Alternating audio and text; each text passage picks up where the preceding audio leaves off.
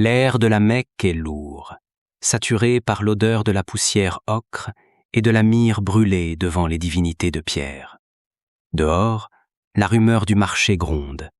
Les marchands vantent leurs étoffes, les poètes déclament leurs vers avec orgueil, et les chefs de Quraysh se pavanent, ivres de leur propre importance.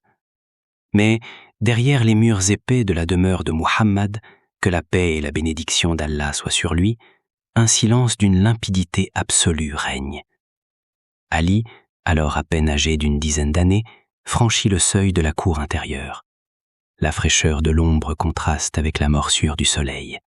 Il s'arrête net. Devant lui, une scène incompréhensible se déroule. Son cousin Muhammad, que la paix et la bénédiction d'Allah soient sur lui, et son épouse Khadija, qu'Allah l'agrée, accomplissent des gestes d'une grâce inédite.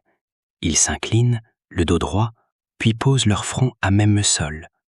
Aucune statue d'Allat, aucune effigie d'Al-Uzza ne se dresse devant eux. Ils chuchotent des paroles mystérieuses, tournées vers l'invisible. L'enfant observe, fasciné.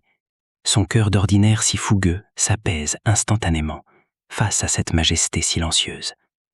Lorsque la prière s'achève, Ali, intrigué, interroge son protecteur.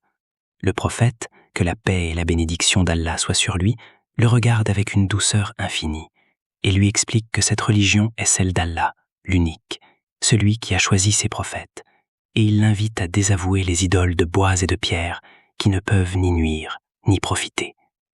Pour un enfant de cette époque, rejeter les dieux de ses ancêtres équivaut à un suicide social. La pression tribale est une camisole de fer. Ali hésite l'espace d'une nuit. Il demande d'abord s'il doit consulter son père, Abu Talib. Mais dans l'obscurité de sa chambre, l'âme pure du jeune garçon, préservé des souillures du paganisme, trouve sa propre boussole. Au petit matin, il retourne voir le messager d'Allah, que la paix et la bénédiction d'Allah soient sur lui, et prononce l'attestation de foi. Lorsqu'on interrogera plus tard sur son refus de consulter son père pour une décision si grave, la réponse du jeune Ali foudroiera l'assemblée par sa maturité vertigineuse. Allah n'a pas consulté Abu Talib pour me créer, pourquoi devrais-je consulter Abu Talib pour adorer Allah? Il fut le premier enfant à embrasser l'islam. Une étincelle venait de s'allumer dans les ténèbres de la péninsule arabique. Elle deviendrait bientôt un brasier. La nuit est sans lune. Une obscurité d'encre engloutit les ruelles sinueuses de la Mecque. Le vent du désert s'est tu, remplacé par le frôlement métallique des épées qu'on dégaine. Autour de la maison du prophète, que la paix et la bénédiction d'Allah soient sur lui, des ombres se massent.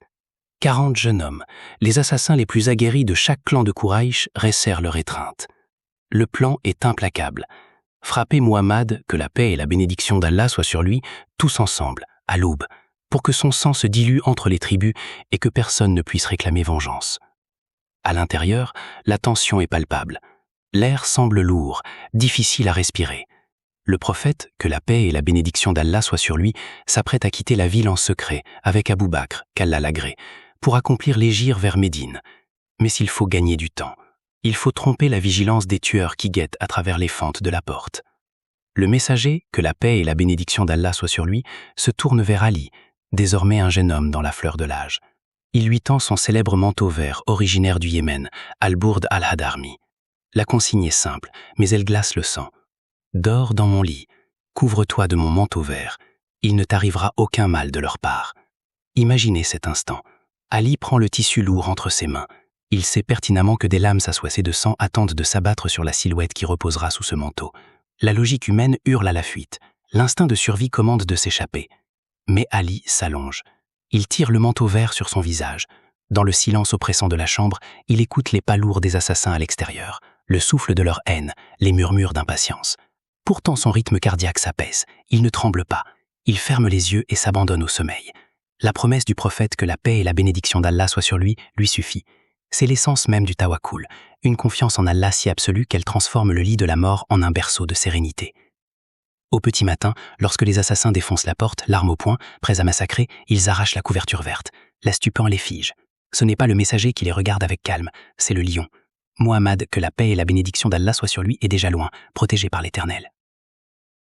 L'aube s'est levée sur une Lamecque, ivre de rage.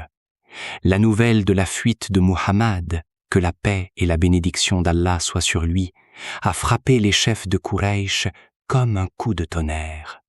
La ville entière est en ébullition, des cavaliers sont envoyés dans toutes les directions, des primes faramineuses sont promises pour la capture du prophète. Au milieu de ce volcan de haine, Ali, qu'Allah l'agrée, est resté seul. La consigne que lui a laissée le messager, que la paix et la bénédiction d'Allah soient sur lui avant de partir, est d'une noblesse qui défie la raison militaire. Avant l'islam, et même au pire de la persécution, les Mécois continuaient, ironiquement, de confier leurs objets de valeur, leur or et leurs biens précieux à Muhammad, que la paix et la bénédiction d'Allah soient sur lui, car il était le seul homme de la région dont l'honnêteté était incorruptible. La guerre est déclarée, les Mécois veulent tuer le prophète, ils torturent les croyants, ils confisquent les maisons des musulmans qui fuient. Selon les lois de la guerre humaine, ces dépôts auraient dû être considérés comme un butin légitime. Mais l'islam ne répond pas aux bassesses par la bassesse. Ali a pour mission de rester 3 jours dans cette ville hostile. Chaque matin, le jeune homme sort dans les rues brûlantes sous les regards meurtriers et les insultes. Il porte sur ses épaules le poids des richesses de ses propres ennemis. Il traverse le marché, se dresse devant les notables qui ont planifié l'assassinat de son cousin et leur rend, pièce par pièce, collier par collier, l'intégralité de leurs dépôts. Aucune vengeance, aucune confiscation. Seulement l'intégrité tranchante, pure et incorruptible de la révélation. Ce n'est qu'une fois le dernier dépôt rendu, l'honneur du prophète, que la paix et la bénédiction d'Allah soient sur lui, préservés jusqu'à la perfection, qu'Ali entreprendra son voyage, seul vers Médine. Il marchera de nuit et se cachera le jour, marchant sur les roches coupantes du désert, jusqu'à ce que ses pieds éclatent et saignent, le cœur léger, l'âme victorieuse.